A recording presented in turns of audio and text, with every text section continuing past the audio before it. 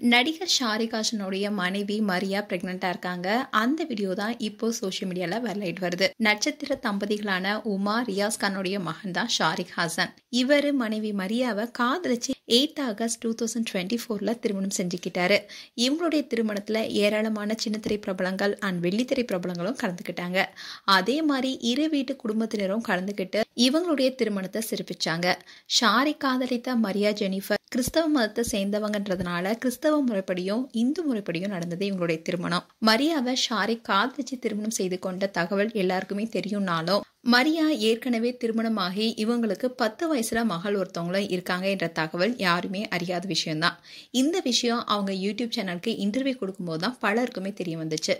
இந்த இன்டர்வியூல கூட மரியா என்ன சொன்னாங்கன்னா, ஒரு சிங்கிள் மதரா தான் தன்னுடைய மகளை கஷ்டப்பட்டு வளர்த்திருக்கேன்.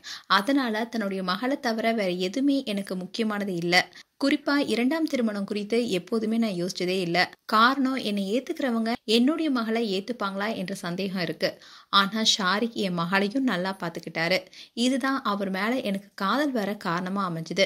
இருந்தாலும் ஷாரிக்குடைய அப்பா அம்மா குழந்தையோட என்னை ஏத்துப்பாங்களா என்ற பயம் எனக்கு இருந்துச்சு. ஆனா ஐராவை என்னுடைய ஆன்டி அங்கிள் அவங்களுடைய பேத்தியாவே பார்க்க துவங்கிட்டாங்க. அங்கிள் ஆன்டி ஷாப்பிங் போனா அவளையும் கூட அழைச்சிட்டு போயிடுவாங்க.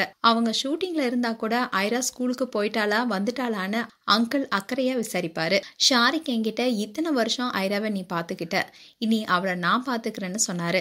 அப்பதான் எனக்கு முழு நம்பிக்கையே வந்துருந்துச்சுன்னு மரியா சொல்லியிருந்தாங்க.